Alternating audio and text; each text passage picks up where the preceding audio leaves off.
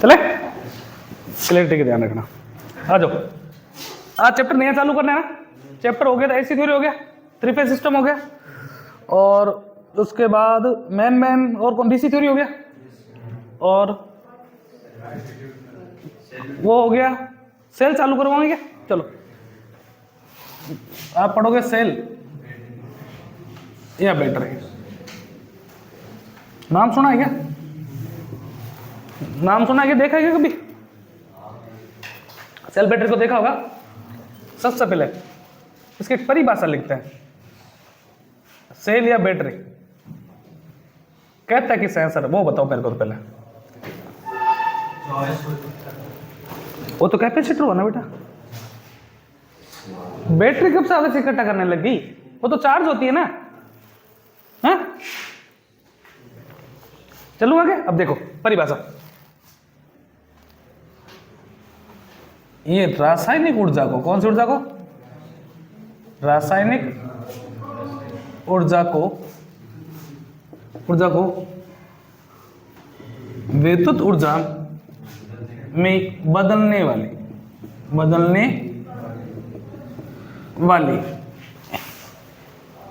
वाली युक्ति क्या कहलाती है? सेल या बैटरी कहलाती है। समझ आ रही मेरी बात? ये क्या करती है? रासायनिक ऊर्जा को विद्युत ऊर्जा में बदलती है। वो क्या कहलाता है? सेल या बैटरी कहलाता है। सेल या बैटरी। चल रहे आगे। पहले एक सिंबल बना देता हूं। अगर ये सिंगल दिखे आपको ऐसा, ये सिंबल होता है। ये बड़ी वाली लाइन होती है प्लस की, छोटी वाली होती है माइनस की। बता दूंगा क्यों होती है, आगे सारे समझ जाओगे। प्लस और माइनस, ये सिंबल होता है सेल का। किसका होता है? अगर बैटरी का पूछे तो बैटरी का सिंबल होता है ये।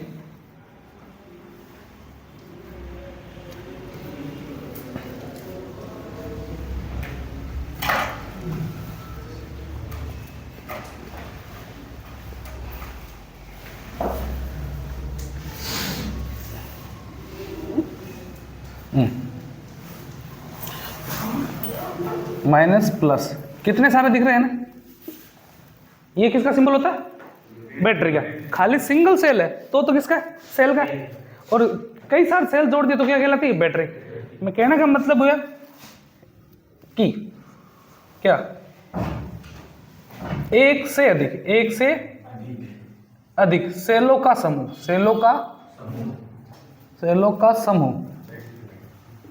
समूह क्या कहलाती है? बैटरी कहलाती है।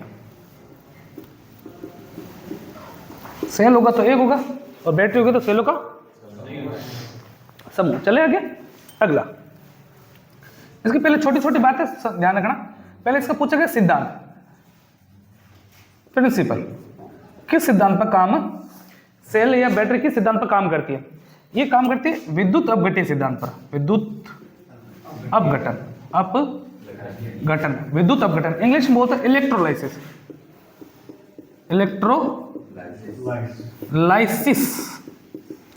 के सिद्धांत पर। के डस्टर का मेरा किस सिद्धांत पर काम करती है? इलेक्ट्रोलाइसिस या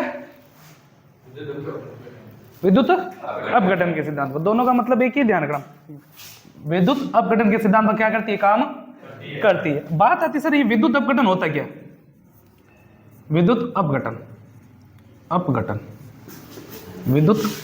कहता किसे? यदि किसी विलयन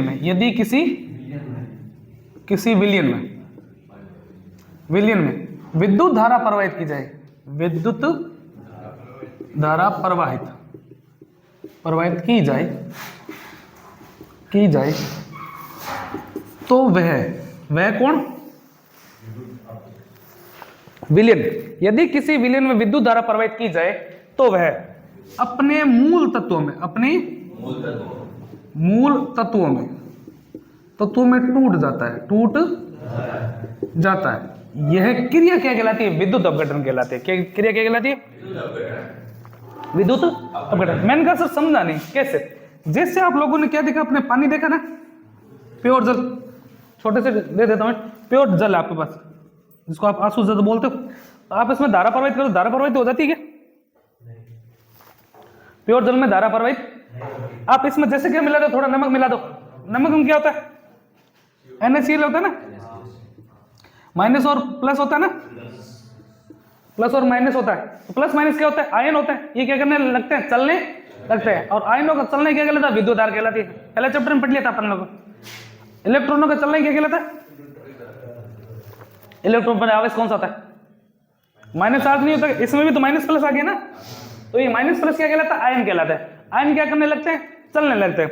जब आप इसमें विद्युत धारा प्रवाहित करते हो ना, तब ये टूट जाता है Na+Cl में, NaCl में, जिसमें माइनस अलग हो जाता है, प्लस अलग हो जाता है, जिससे विद्युत धारा क्या हो जाती है, स्थापित हो जाती है। चलो आगे, इससे डीप में भी और पढ़ते जाएंगे। अभी फिलहाल तो इसका कल इंट्रो दे रहा हूं आप लोगों को चैप्टर का। पहले परिभाषा क्या होती है सेल की, वे व्यक्ति जो क्या करती है, रासायनिक ऊर्जा को विद्युत ऊर्जा में या डीसी देती है, आपको पता ही है, या डीसी विद्युत ऊर्जा में बदलती है। अच्छा, सेल का सिंबल है ये बैटरी का। बैटरी का मतलब क्या होगा, एक से अधिक सेलों का समूह क्या कहलाता है, एक से अधिक सेलों का समूह क्या कहलाएगा, बैटरी। अगला फिर पूछेगा सेल या बैटरी किस सिद्धांत पर काम करता है, इलेक्ट्रोलाइसिस या विद्युत अपघटन। फिर पूछेगा विद्युत अपघटन क्या था किसे, यदि किसी विलयन में, यदि किसी विलयन में, या इलेक्ट्रोलाइट, वो विलयन को क्या बोलते हैं, इलेक्ट्रोलाइट। यदि किसी विलयन में विद्युत धारा प्रवाहित की जाए तो वह अपने मूल तत्व में क्या होता है, टूट जाता है। ये क्रिया कहलाती है विद्युत अपघटन या इलेक्ट्रोलाइसिस कहलाती है। मैंने कहा सर ये विलयन क्या होता है वो बताओ मेरे को। तो पहले तो बात करते हैं विलयन की। विलयन ये इसको बोलते हैं इलेक्ट्रोलाइसिस, इलेक्ट्रोलाइसिस। इलेक्ट्रोलाइट होता है, लाइसिस तो क्या होगी, क्रिया होगी, इलेक्ट्रोलाइट तो होगी क्रिया, ये कहलाएगा इलेक्ट्रोलाइट। इलेक्ट्रोलाइट ढंग से पढ़ना, इस चैप्टर शानदार है। विलयन या इलेक्ट्रोलाइट, जिस विलयन में, जिस विलयन में इलेक्ट्रोलाइसिस, इलेक्ट्रोलाइसिस क्या होता है, विद्युत इलेक्ट्रोलाइसिस की क्रिया करवाई जाती है, की क्रिया करवाई जाती है, क्रिया करवाई जाती है उस विलयन को, उस विलयन को क्या कहते हैं, इलेक्ट्रोलाइट या विलयन ही कहलाता है। सीधी सी बात है, दोबारा सुन लेना। एक मेरे पास विलयन है, क्या है, विलयन है। आप कुछ भी डाल देना, ये डाल दी मैंने, विलयन डाल दिया। अब इसमें क्या करवा रहा हूं, इलेक्ट्रोलाइसिस की क्रिया करवा रहा हूं। क्या करवा रहा हूं, इलेक्ट्रोलाइसिस की क्रिया कर रहा है, यानी कि विद्युत अपघटन करा रहा है। विद्युत धारा देंगे तो अपने मूल तत्व में टूट जाएगा, ये क्रिया कर रहती है इलेक्ट्रोलाइसिस। इलेक्ट्रोलाइसिस जिस विलयन में करवाया जाता है, जिस विलयन में करवाया जाता है, तो इसी विलयन में तो आप करवा रहे हो, ये विलयन क्या कहलाएगा, इलेक्ट्रोलाइट। तो इलेक्ट्रोलाइट में कौन सी क्रिया करवाई जाती है, इलेक्ट्रोलाइसिस। तो इलेक्ट्रोलाइसिस की क्रिया जिस विलयन में संपन्न होती है वही क्या कहलाता है, इलेक्ट्रोलाइट कहलाता है। आगे क्या समझ में, दोबारा देखो। अगला ये विलयन या इलेक्ट्रोलाइट, ये विलयन ऋणात्मक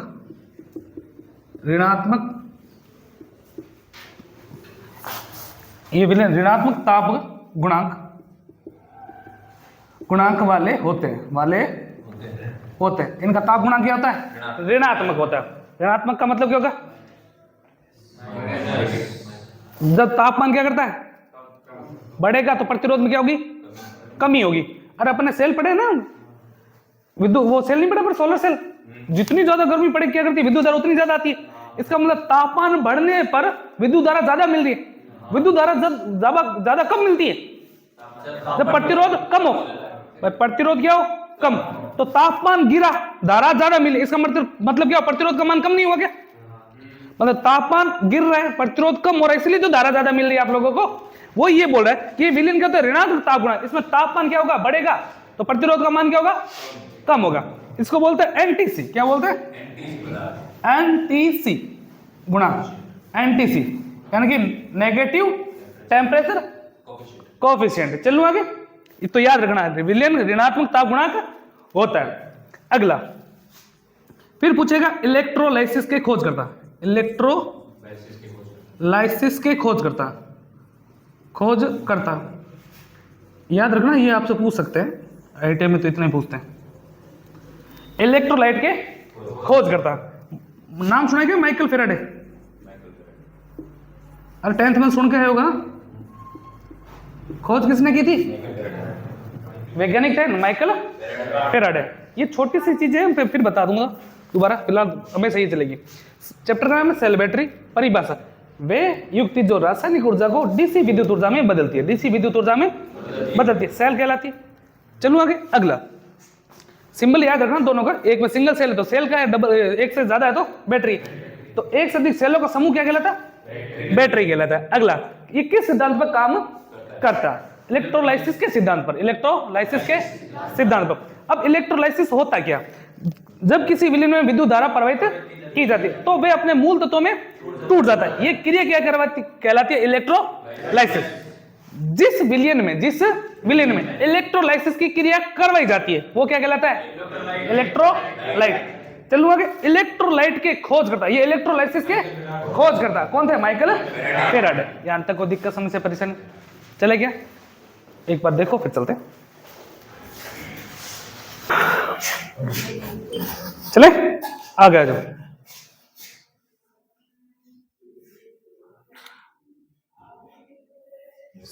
सेल के खोजकर्ता कौन थे? Michael Faraday. अरे उन्होंने तो विद्युत अपघटन खोजा था ना, तो सेल के खोजकर्ता कौन है?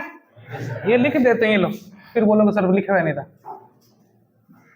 सेल के खोजकर्ता, सेल के खोजकर्ता कौन थे? फेराडे साहब थे। फेराडे। चले गए। इन्होंने क्या किया था? एक पात्र लिया था। क्या लिया था? पात्र लिया था। अब खोजकर्ता कौन थे? फेराडे था। कौन था? Michael Faraday. अरे नहीं रे, सेल के खोजकर्ता थे वोल्टा। फेराडे ने किसकी खोज की थी? विद्युत अपघटन। किसकी खोज की थी? सॉरी विद्युत अपघटन। सेल के खोजकर्ता थे वोल्टा। कौन थे? वोल्टा। सेल को किसने खोजा था? वोल्टा ने। किसने खोला? अब पहला चैप्टर याद करो, अपने पढ़ी थी विद्युत दो प्रकार की, स्थिर विद्युत और गति। मैंने कहा था स्थिर विद्युत के खोजकर्ता कौन थे?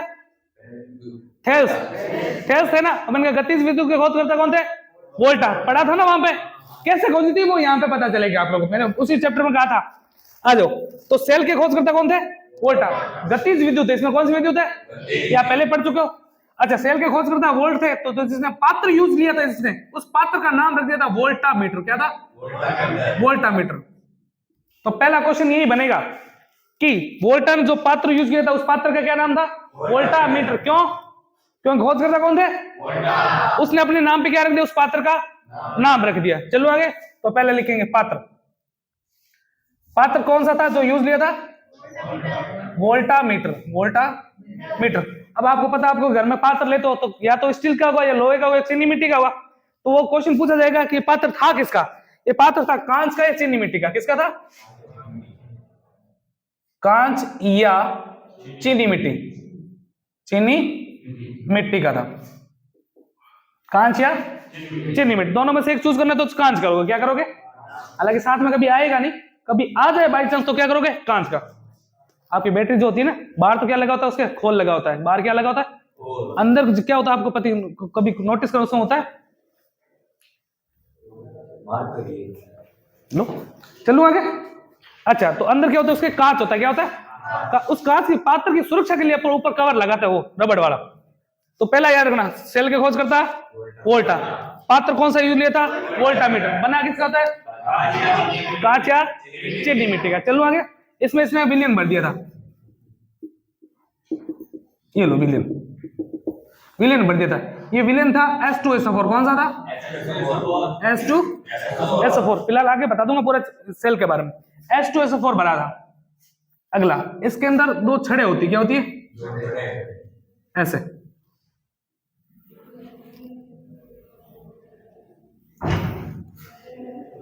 दो छड़े होती हैं।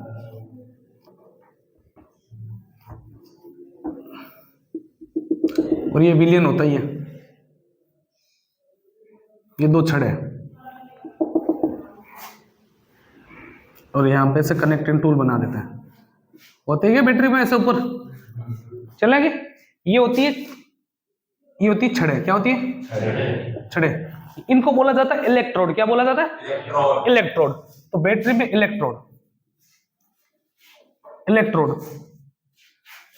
इलेक्ट्रोड। पहले तो इलेक्ट्रोड की संख्या पूछेंगे, संख्या में कितने होते हैं इलेक्ट्रोड? 2। कितने होते हैं? 2। 2। क्या हो गया सुनील, ज्यादा समझ आ रहा है क्या? पूछ रहा, कोई दिक्कत लग रही है तो हंसी की चीज की। अच्छा कोई नहीं। इलेक्ट्रोड संख्या कितनी होती है? 2। चलो आगे अगला। इलेक्ट्रोड होते हैं कितने? 2। 2 हो गए। एक तो होता है एनोड। क्या होता है? एनोड। पहला होता है एनोड और दूसरा होता है कैथोड। कौन सा होता है? कैथोड। एनोड और कैथोड, ये नाम याद रखना, कंफ्यूजन करते बार बार, एनोड और कैथोड। चलेंगे। बैटरी का धनात्मक सिरा, बैटरी का धनात्मक सिरा, धनात्मक सिरा क्या कहलाता है? एनोड। तो एनोड के इधर छोटा सा आगे प्लस लिख सकते हैं क्या? तो बैटरी का जो, बैटरी के ऊपर देखना, एक तरफ प्लस लिखा होता है, एक तरफ माइनस लिखा होता है। तो प्लस जो होता है उसको क्या बोलते हैं अपनी भाषा में? एनोड। क्या बोलते हैं? एनोड। तो बैटरी का वह सिरा जो धनात्मक सिरे का कार्य करता, क्या कहलाता है? एनोड कहलाता है। चले आगे अगला। उल्टा हो गया ना इसका। बैटरी का ऋणात्मक सिरा, ऋणात्मक सिरा क्या कहलाता है? कैथोड कहलाता है। चलो आगे। तो बैटरी में इलेक्ट्रोडों की संख्या कितनी होती है? 2। एनोड और कैथोड। एनोड पता चल गया, धनात्मक सिरा होता है, और कैथोड कौन सा होता है? ऋणात्मक। दूसरी खास बात, अगर ये ऑप्शन ना मिले तो मिलेगा इस सिरे से। कौन सा सिरा ये? इस सिरे से धारा बाहर निकलती है, धारा बैटरी से, बैटरी से बाहर निकलती है, बैटरी से बाहर निकलती है, निकलती है, बैटरी से बाहर निकलती है। तो 2 हो गई डेफिनेशन। एनोड क्या होता है? बैटरी का धनात्मक सिरा एनोड कहलाता है। या क्या मिलेगा? बैटरी का वह सिरा जिससे धारा क्या निकलती है? बैटरी से बाहर निकलती है, क्या कहलाता है? एनोड कहलाता है। चलो आगे। तो ऋणात्मक क्या, कैथोड क्या हो जाएगा? बैटरी का वह सिरा, वह सिरा जहां से धारा क्या करती है? जहां बैटरी का वह सिरा जिसमें धारा, बैटरी का वह सिरा जहां से धारा बैटरी में प्रवेश करती है, प्रवेश करती है, वो कौन सा हो गया? कैथोड। चलो आगे अगला। फिर क्या सर? अच्छा, एनोड क्या होता है? ये सिरा आकार में, किसमें? आकार में ऋणात्मक सिरे से छोटा होता है, सिरे से छोटा होता है, छोटा होता है। मान लो क्या हो गया, ये प्लस माइनस मिट गया है, ऊपर जो प्लस माइनस लिखे हुए हैं ना वो मिट चुके हैं, तो आपने धाराएं देनी, अब कैसे दे, पता कैसे लगे? तो हाथ से भी छू के पता लगा सकते हैं ना। जब एक चीज छोटी है एक चीज मोटी, पता नहीं लगा सकते। तो ऋणात्मक सिरा, सॉरी धनात्मक सिरा क्या होता है? आकार में छोटा, किससे? ऋणात्मक से। तो यहां लिखेंगे ना कि कैथोड क्या होता है? धनात्मक सिरे से, धनात्मक सिरे से आकार में क्या होता है? बड़ा होता है, बड़ा होता है। तो एक बार डायग्राम सेटिस्फाई करने के लिए एक बड़ा और एक छोटा बना लेते हैं। ये लो, थोड़ा मोटा बना लेते हैं। आकार में क्या बना लेते हैं? ये लो, ये तो हो गया माइनस का, और ये क्या हो गया? प्लस का। चलेंगे आगे, कोई दिक्कत समझ परेशानी? एक बार फिर बोलना, सेल के खोज करता कौन थे? वोल्टन। उन्होंने एक विलियन लिया था। चलो आगे, एक चीज और लिख लेते हैं यहाँ पर, नोट डाल के याद रहेगा। फिलहाल मैं आगे करवा दूंगा। अब देखना, विलियन जो है ना, यही लिखते हैं। पहले दोबारा, पात्र किसका बना था? कौन सा था? वोल्टमीटर। बना किसका होता है? कांच या चीनी मीटर। इलेक्ट्रोड की संख्या या छड़ों की संख्या कितनी होती है? क्या काम करती है? एक तो धनात्मक का, एक ऋणात्मक। एनोड और कैथोड। एनोड किसको बोलते हैं? बैटरी का धनात्मक सिरा एनोड कहलाता है। या बैटरी का वह सिरा जिससे धारा क्या निकलती है? बैटरी से बाहर निकलती है। या आकार में क्या होता है? ये छोटा। कैथोड से इसका उल्टा हो गया। कैथोड किसको बोलते हैं? ऋणात्मक सिरे को, बैटरी के जिससे धारा बैटरी के में प्रवेश करती है। या आकार में बड़ा सिरा, वो क्या कहलाता है? ऋणात्मक। यहां तक कोई दिक्कत समझे परेशानी? अगला, दोनों इलेक्ट्रोड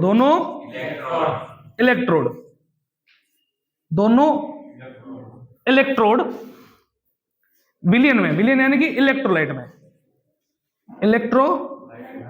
लाइट में पूर्णतः डूबे होते हैं, पूर्णतः डूबे रहते हैं। अगर पूर्णतः डूबे नहीं रहेंगे ना तो बैटरी खराब हो जाती है, इसलिए आप उसमें पानी डालते नहीं डालते क्या? और बैटरी कभी पानी डालते हो देखा है क्या? क्यों डालते? क्योंकि इसमें क्या होता है, विलेन का स्तर कम हो जाता है, जिससे क्या होता है, बैटरी खराब हो जाती है। इसलिए इसमें क्या रखा जाता है, इलेक्ट्रोड को पूर्णतः डुबा के रखा जाता है। तो याद रखना, दोनों इलेक्ट्रोड क्या रहते हैं, इलेक्ट्रोलाइट में पूर्णतः डूबे रहते हैं।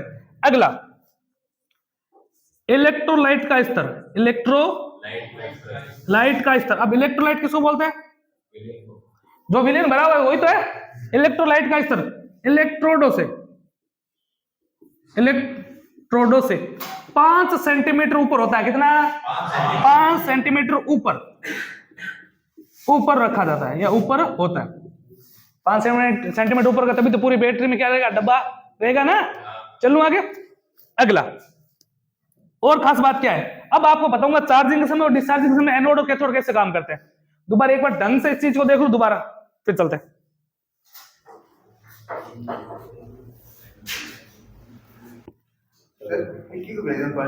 किसको? निक्की नहीं है, आप उनको बोल दो उसकी क्लास चल रही है। ये तेरे दोस्त है क्या कोई? चालू है क्या? आप पढ़ो बैटरी। सबसे पहले परिभाषा, यस, रासायनिक ऊर्जा को विद्युत ऊर्जा में बदलने वाली। फिर उसका क्या था, सिद्धांत।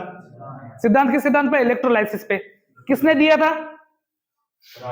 फेराडे ने, माइकल फेराडे दिया था। अच्छा, इलेक्ट्रोलाइट किसको बोलते हैं? जिसमें इलेक्ट्रोलाइसिस की क्रिया करवाई जाती है, वो क्या कहलाता है? इलेक्ट्रोलाइट। इलेक्ट्रोलाइसिस किसको बोलते हैं?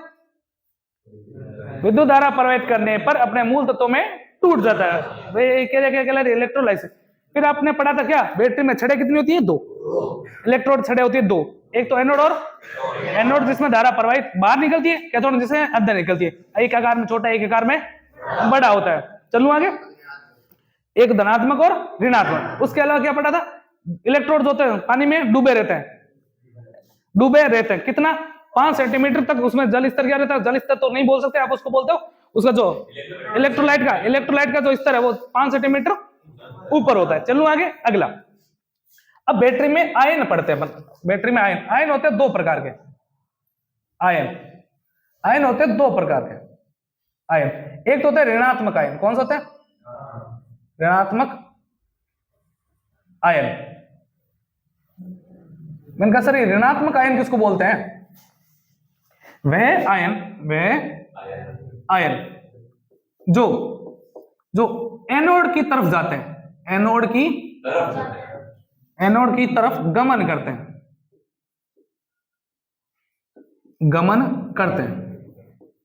क्या कहलाता है? ऋणात्मक आयन कहलाते हैं। मैं आपको पहले छोटा सा एक हिंट दे देता हूं। H2SO4 जब आप इसमें धारा प्रवाहित करवाएंगे ना, अगला जो सेल पढ़ाऊंगा उसके अंदर बताऊंगा, जब H2SO धारा प्रवाहित करते हो तो ये टूट जाता है किसमें? 2H प्लस SO4 में। 2H प्लस SO4 पे होता है माइनस चार्ज। क्या होता है?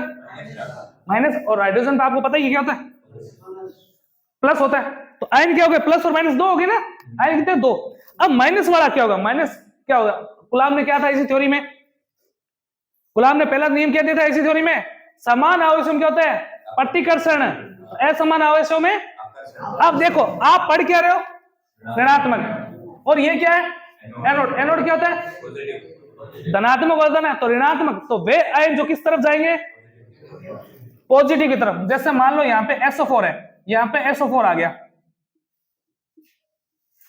SO4 पे माइनस चार्ज होता है।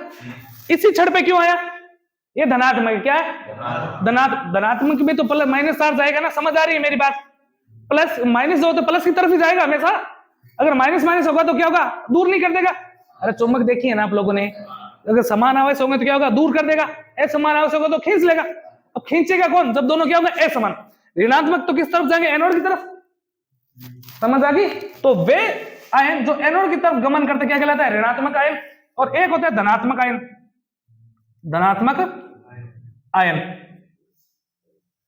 अब धनात्मक आयन किसको बोलते हैं? वे आयन जो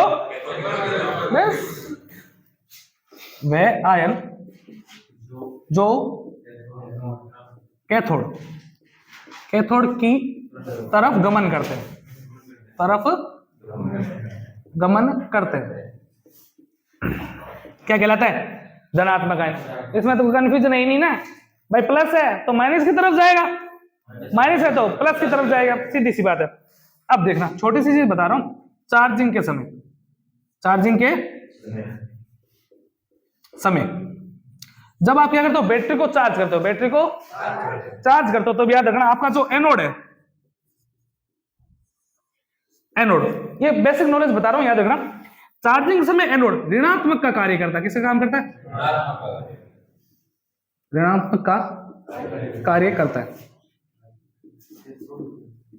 और जो कैथोड है वो किसका काम करता है? कैथोड जो है वो धनात्मक सिरे का काम करता है, धनात्मक सिरे का कार्य करता है। मैंने कहा सर ऐसा क्यों, ऐसा क्यों? आपकी वो फोन की बैटरी ना वो आती है द्वितीयक सेल में। किसमें आती है? सेल का जब मैं डेरिवेशन करवाऊंगा आपको दो प्रकार का होता है। कितने प्रकार के होते हैं? प्राथमिक और द्वितीयक। द्वितीयक जो सेल होते हैं ना वो क्या करते हैं आप लोगों को, आप उसको एक बार काम में लेने के बाद फेंक देते हो क्या? आपकी फोन की बैटरी ना चार्ज करते हो, फिर चार्ज करते हो, फिर डिस्चार्ज हो, फिर चार्ज करते हैं ना, है ना? तो वो क्या करती है, रासायनिक ऊर्जा को विद्युत ऊर्जा और विद्युत ऊर्जा को रासायनिक ऊर्जा में बदलती है, वो तो वापस चार्ज हो जाती है। चलो आगे। और जो अपने जो मोबाइल जो अपने रिमोट में जो लगते हैं, घड़ियों में जो सेल लगते हैं, एक बार आप वो डिस्चार्ज हो गए, खराब हो, क्या आप उसको ठीक कर सकते हो क्या? तो दोबारा चार्ज नहीं हो सकते ना, उसमें जो प्लस माइनस सेम ही पड़े रहते हैं। एनोड एनोड का काम करेगा और कैथोड कैथोड का काम करेगा। चलो आगे। जब आप क्या करते, आपकी जो अपनी खुद की बैटरी जिसको बोलते हैं द्वितीयक सेल, सेकेंडरी सेल बोलते हैं, ये क्या करते हैं, रासायनिक ऊर्जा को विद्युत में भी बदलते हैं और विद्युत को चार्जेबल होते हैं, जिसको दोबारा काम में लिया, जिनको वे सेल जिनको दोबारा काम में लिया जा सकता है, उनका एनोड जो था चार्जिंग के समय ऋणात्मक का कार्य करता है। किसका काम करता है? ऋणात्मक का कार्य करता है। और जो कैथोड है वो किसका काम करता है? धनात्मक का। जब ये उल्टा काम करते हैं ना, तो जो हाइड्रोजन है, हाइड्रोजन जो इसके साथ जल के साथ मिलकर H2SO4 वापस मिला देता है, वापस क्या बना लेता है? गंधक बना लेता है, वापस अम्ल बना लेता है ये, जिससे वापस आपकी बैटरी क्या हो जाती है? चार्ज हो जाती है। अब डिस्चार्जिंग के समय बताओ, जब आप फोन चला रहे हो, जब आप फोन डिस्चार्ज करते हो ना, डिस्चार्जिंग के समय, डिस्चार्जिंग के समय आपका एनोड है वो किसकी तरह काम करता है? पॉजिटिव का काम करता है, का कार्य करता है। और कैथोड जो कैथोड का ही कार्य करता है, नेगेटिव का ही क्या करता है? कार्य करता है।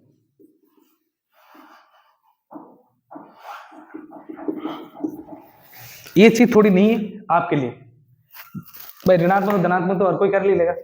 चार्जिंग के समय ना जो आपकी जो बैटरी है, जो आप क्या करते हो, एक बार काम में लेने के बाद दोबारा काम में लेते हो, एक बार काम में लेने के बाद दोबारा काम में लेते हो, उनका जो एनोड है, जब आप फोन चार्ज करते हो ना तब उल्टा काम करता है। आप डिस्चार्ज कर रहे हो ना तो फोन, सीधी सी बात है, आप फोन चला रहे हो कोई दिक्कत नहीं, फोन डिस्चार्ज हो रहा है, उस समय जो आपका एनोड है ना वो एनोड का काम करेगा, कैथोड है जो कैथोड का काम करेगा। आपका क्या हो रहा है? फोन डिस्चार्ज हो रहा है, फोन क्या हो रहा है? डिस्चार्ज हो रहा है। चलो आगे। अब क्या करना है आपको? फोन को चार्ज करना है। क्या करना है? चार्ज करना है ना फोन को। अब फोन को अगर चार्ज करना है आप लोगों को तो क्या करना पड़ेगा आपको? सप्लाई देनी पड़ेगी उसको। सप्लाई के समय क्या करता है? एनोड जो ऋणात्मक का काम करेगा, एनोड क्या करेगा? ऋणात्मक का। और कैथोड किसका काम करेगा? ये चीज होती है। कंटेस्ट रख लो, एक बार ढंग से देखो फिर आगे चलते हैं।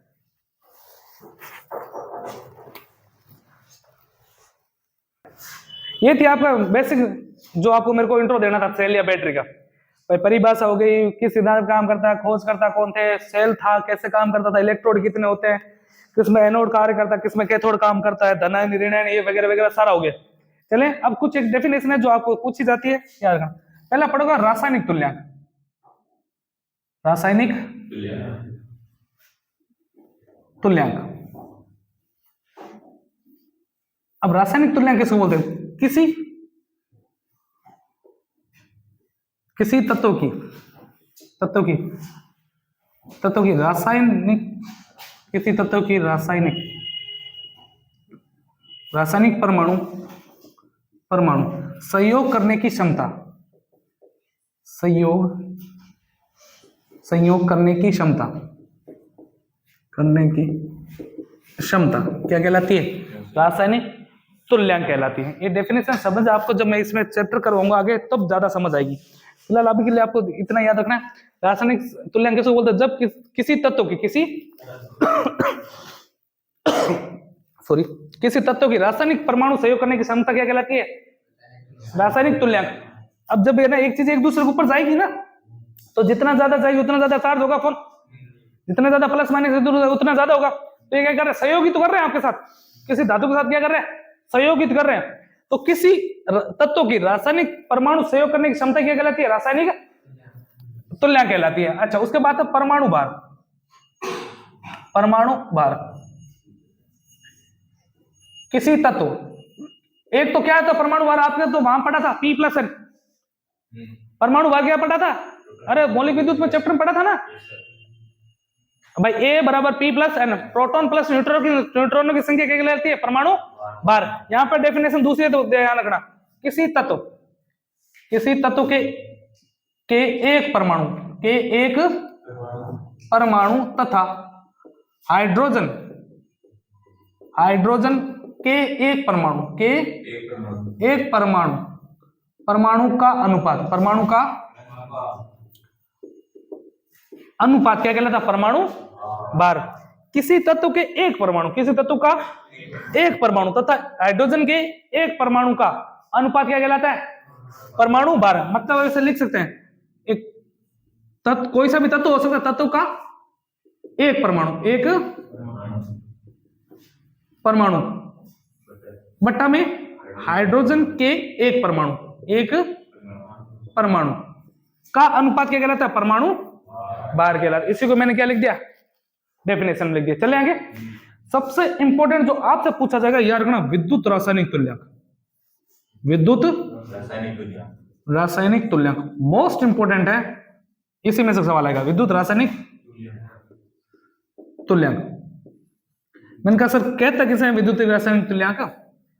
किसी विलयन में एक कूलाम आवेश प्रवाहित करने पर, किसी विलयन में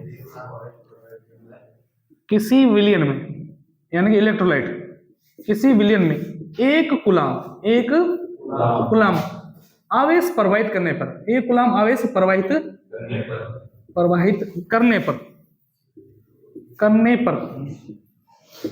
मुक्त हुआ द्रव्यमान क्या कहलाता है? विद्युत रासायनिक तुल्यांक। मैंने कहा सर समझा नहीं, कहना क्या चाह रहे हो? अब एक बात, ये H2SO4 है ना, जब इसको क्या देते हो? सप्लाई से जोड़ते हो। क्या जोड़ते हो इसको? सप्लाई जोड़ते हो, तब ये किसमें टूट जाता है? किसमें 2SO4 में टूटता है ना। तो इसमें क्या होता है? ये देखो पदार्थ के रूप में इकट्ठा हो रहा है। अब ये कितना ज्यादा इकट्ठा होगा वो क्या कहलाता है? देखना, किसी विलयन में एक कूलाम आवेश प्रवाहित करने पर, मुक्त हुआ द्रव्यमान क्या कहलाता है? रासायनिक तुल्यांक कहलाता है।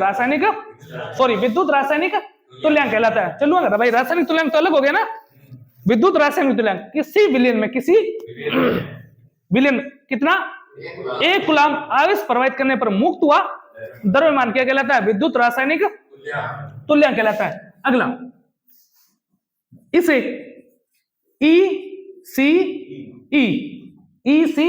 पूरा नाम याद रखना, इलेक्ट्रोकेमिकल इक्विवेलेंट पूरा नाम याद रखना, इलेक्ट्रोकेमिकल इक्विवेलेंट भी कहते हैं, इलेक्ट्रोकेमिकल इक्विवेलेंट भी कहते हैं। अगला, फिर इसका पूछा जाएगा प्रदर्शित किससे करते हैं? इसको प्रदर्शित किया जाता है मोटोडे जेड से। और वेरी मोस्ट है, वेरी मोस्ट, आप इसको 95 से 99% कर लो, एक सवाल पूछा जाएगा। अच्छा, विद्युत रासायनिक, इसकी इकाई द्रव्यमान की इकाई क्या होती है? द्रव्यमान किस मापा जाता है? द्रव्यमान एक तरीके का भारित होता है, भार की क्या होती है? केजी होता ना, या ग्राम। इसकी इकाई भी ग्राम। द्रव्यमान मुक्त होना ग्राम प्रति आवेश की कूलाम की इकाई क्या होती है? ग्राम प्रति कूलाम क्या कहलाती है? इकाई होगी। क्या होगी? इकाई। और ये पूछेगा आपसे, ध्यान रखना, विद्युत रासायनिक तुल्यांक किसी विलयन में किसी एक कूलाम आवेश प्रभावित करने पर, एक कूलाम आवेश प्रभावित करने पर मुक्त हुआ द्रव्यमान क्या कहलाता है? विद्युत रासायनिक तुल्यांक। पूरा नाम याद रखना ECE का, ECE electrochemical equivalent, electrochemical equivalent. अगला प्रदर्शित करते हैं जड़ से इकाई क्या होती है? ग्राम प्रति कूलाम, ग्राम प्रति कूलाम। एक छोटी सी चीज बताओ, आपने ये सूत्र देखा क्या? I बराबर Q बटा T, I बराबर Q बटा, जिसमें I क्या थी? Q क्या था? इसको इधर ले लूं तो I into T, I into बराबर क्या होगा? अगर मैं अब Q ये क्या है? कूलाम है, इसका मान 1 कब आएगा? इन दोनों की वैल्यू क्या हो जाए? समान हो जाए ना, या एक एक हो जाए तभी तो आएगा 1 इंटू 1। जब धारा का मान 1 एम्पियर हो और समय का मान क्या हो? 1 सेकेंड हो, तो प्रवाहित कूलाम की वैल्यू कितना होगी? 1 कूलाम। आपको ये तो मिलेगा, ये तो बता रहा हूं थोड़ा डीप भाई। 1 कूलाम आवेश प्रभावित करने पर मुक्त हुआ द्रव्यमान क्या कहलाता है? विद्युत रासायनिक तुल्यांक। अब 1 कूलाम यहीं से तो बना है, तो ये नहीं लिख सकते क्या? किसी विलयन में 1 एम्पियर धारा 1 सेकंड के लिए प्रवाहित की गई है, तो आवेश क्या होगा? 1 कूलाम ही तो होगा, नहीं होगा क्या?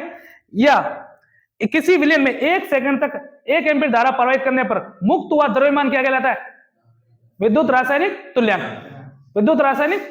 अरे मैं इसकी जगह नहीं लिख सकता क्या? ये 1 कूलाम की जगह किसी विलयन में 1 एम्पियर 1 सेकंड तक प्रवाहित करने पर मुक्त हुआ द्रव्यमान क्या कहलाएगा? विद्युत रासायनिक तुल्यांक। नहीं हो सकता क्या? कोई दिक्कत, समस्या, परेशानी? चले क्या आगे? उतारो फिर चलते। किस चीज के?